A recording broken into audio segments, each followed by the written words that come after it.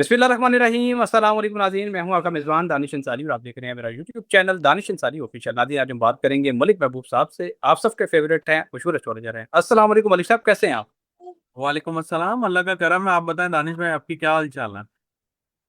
अल्हम्दुलिल्लाह मलिक साहब, मैं भी ठीक हूँ। मलिक साहब, आज प्रोग्राम का आगाज़ बड़ी ज़बरदस्त खबर से करना है। जिस वक्त हम ये प्रोग्राम रिकॉर्ड कर रहे हैं, अमेरिका के नायब सदर जेडी वेंस जो हैं वो रवाना हो चुके हैं अमेरिका से, और पाकिस्तान, जब हम ये प्रोग्राम रिकॉर्ड करेंगे उसके 2-3 घंटे बाद वो पाकिस्तान मुमकिन है पहुंच जाएं।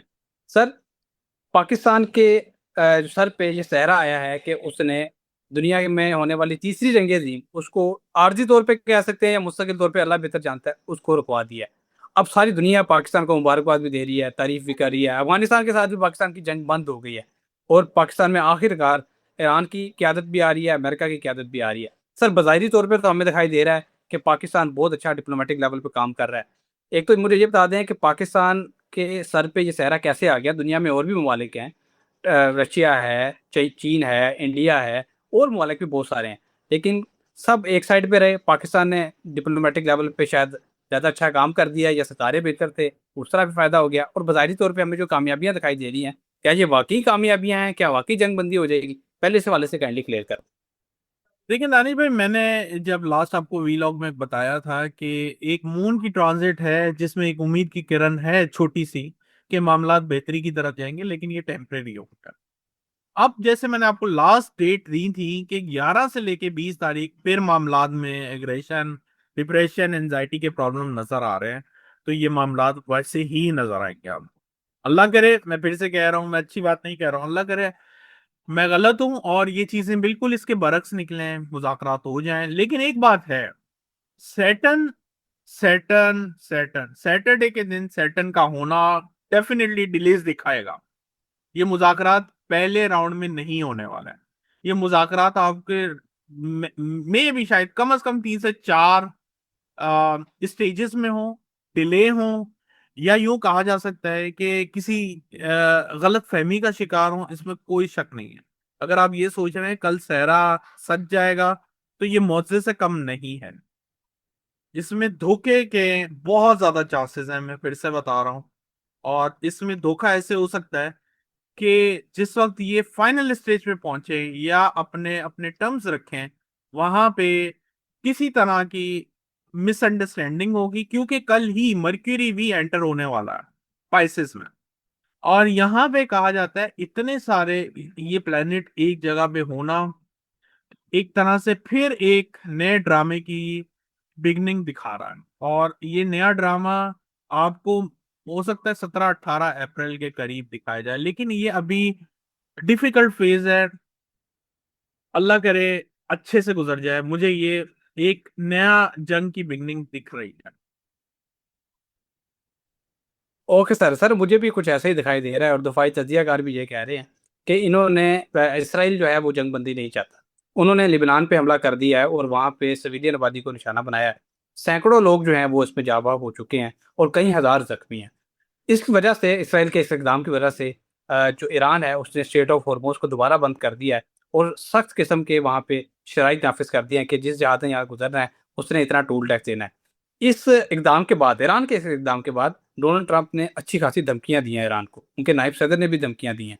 और सर, ये सब कुछ एक तरह से दिखाई दे रहा है कि ये ड्रामा हो रहा है, लेकिन सर इस सारे मामले में जो नुकसान हो रहा है वो आम इंसानों का हो रहा है। लोग यहाँ पे जहाँ बाक हो रहे हैं, बड़ी तादाद में जहाँ बाक हो रहे हैं। ये खूनी खेल कब तक जारी रहेगा इस खित्ते में? कब इसका अख्ताम आप देख रहे हैं कि हाँ, अब यहाँ पे सुकून, अमन आ जाएगा? कोई तारीख, कोई महीना, कोई साल आपको दिखाई देता है? देखें, उम्मीद है इस महीने के आखिर तक कुछ बेहतरी आना शुरू होगी, लेकिन एक प्रॉपर जिसको कह सकते हैं कि सुकून, वो मुझे जून के बाद नजर आता है, जब जुपिटर कैंसर में एग्जॉल्टेड पोजीशन में आएगा, ईरान के फर्स्ट हाउस में होगा, ईरान कोई मेजर स्टेप लेता हुआ दिखाई दिया जाएगा जिसमें ईरान को सबसे ज्यादा फायदा होगा। लेकिन प्रॉब्लम ये नहीं है दानिश भाई, आप समझ शायद नहीं रहे हैं। प्लेनेट की पोजीशन चेंज होने के बाद खुदा ना खास्ता हमें नए प्रॉब्लम्स का सामना करना पड़ेगा, और वो नया प्रॉब्लम सबसे बड़ा यही होगा कि दुनिया में कुदरती आफात का इजाफा बहुत हाई रेशो से होने वाला है। अभी भी मैं सुन रहा हूँ कि पाकिस्तान में भी जलजला की झटके बहुत सी अलग अलग जगहों पे हैं, शायद हमारी अप्रोच भी ना हो न्यूज के हिसाब से। तो मुझे ऐसा लग रहा है ये बढ़ती जाएंगी। सैटर्न मार्स जब भी करीब आते हैं, ये कुदरती आफात को भी इंडिकेट करते हैं, तो ये जलजलों के झटके बढ़ेंगे, fire incident, army military actions बहुत ज्यादा बढ़ते हुए इसमें दिखते हैं। तो ये 20 तारीख से पहले तो आप कुछ भी अच्छे की उम्मीद ना रखें। और वही बात है, ये अ, हम लोग के अंदाजे हैं, अगर आप इस बिलीव करते हैं तो ये आप खुद गलत कर रहे हैं। और जो लोग ये बोलते हैं कि ये सही नहीं होते, तो वो मेरे ख्याल से बहुत से ऐसे इवेंट हुए हैं जो बिल्कुल सही भी बैठते हैं। लेकिन आप ये बोलें कि इसकी एक्यूरेसी 100% है, ऐसा नहीं है, ये अंदाजों का इल्म है। Okay sir. अच्छा सर, आलमी मईशत हमने देखा था ईरान अमेरिका इसराइल जंगबंदी से पहले क्रैश कर गई थी। पूरी दुनिया जो है वो एक तरह से ग्रेट डिप्रेशन की तरफ जा रही थी। जो फाइनेंशियल एक्सपर्ट्स हैं वो ये कह रहे थे कि दुनिया एक मरतबा फिर एक बड़े कोलैप्स की तरफ जा रही है और दुनिया की जो मईशत है वो अब तबाह हो जाएगी। इस तरह की प्रेडिक्शंस की जा रही थी। लेकिन हमने देखा है कि जब से कि जंग बंदी हुई है, आलमी मईशत में कई ट्रिलियन डॉलर्स का इजाफा हुआ है। लोग इन्वेस्टर दोबारा से इन्वेस्ट कर रहे हैं, सारा कुछ कर रहे हैं। सर ये क्या वक्ती तौर पे है?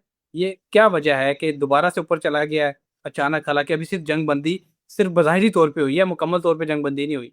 इसके पीछे आप क्या चीज़ देख रहे हैं? क्या ये क्योंकि हमारे कई लोग देखने वाले वो फाइनेंशियली कोई एडवाइस भी चाह रहे होते हैं। आप क्या देख रहे हैं, ये स्टेबल रहेगी या फाइनेंशियल जो मार्केट है या खराबी की तरफ दोबारा जा सकती है? ये एक्चुअली धोखा है। राहु के इन्फ्लुएंस यही होता है कि वो बहुत एक्सट्रीम लेवल दिखाता है, चाहे ऊपर की तरफ हो नीचे की तरफ हो। ये धोखा है।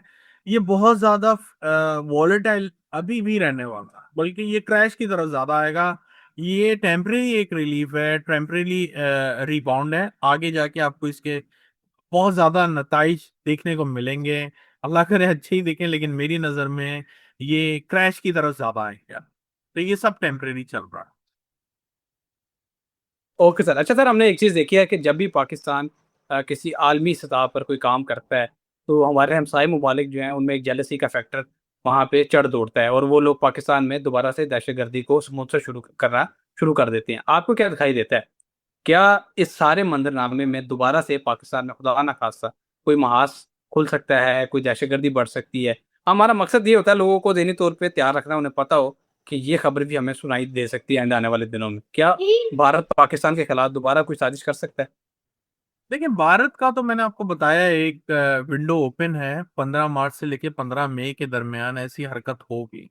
अल्लाह करे ना हो। और बल्कि भारत से ज्यादा मुझे ऐसा लगता है कि पाकिस्तान में इंटरनल पॉलिटिक्स भी जो है डिस्टर्ब होते हुए आपके सामने आएंगे। और मैंने कहा था महंगाई का तूफान आपको 15 तारीख के बाद दिखेगा, तो अभी 15 आई नहीं है। अगर इन्होंने पेट्रोल डीजल की कीमतें कम की हैं, बहुत अच्छी बात है। लेकिन ये महंगाई एक दफा ऊपर आ जाती है, नीचे नहीं जाती है। और पाकिस्तान में ऐसा टाइम ही नहीं चल रहा कि उधर ऑल इज वेल दिखाया जो जा रहा है, वैसा ऑल इज वेल टाइम चल रहा हो। मुझे लगता है गरीब आदमी के ऊपर जो बोझ पड़ चुका है वो शायद ही कम होगा, अभी नहीं नजर आता ऐसा। ओके सर, बहुत शुक्रिया सर, आपने अपने कीमती वक्त में से कुछ वक्त निकाला। हमारे नाज़रीन का भी शुक्रिया, इतना अच्छा फीडबैक देते हैं, कमेंट्स करते हैं, सवालात पूछते हैं। आपके सवालात हम प्रोग्राम में भी शामिल करते हैं। सवालात पूछते रहा करें, अपना फीडबैक देते रहा करें। इंशाल्लाह नेक्स्ट प्रोग्राम में ऐसे ही दिलचस्प टॉपिक के साथ दोबारा पेश होंगे। अगली वीडियो तक के लिए मुझे और बुलेक महबूब साहब को इजाज़त दीजिए। अल्लाह हाफिज़।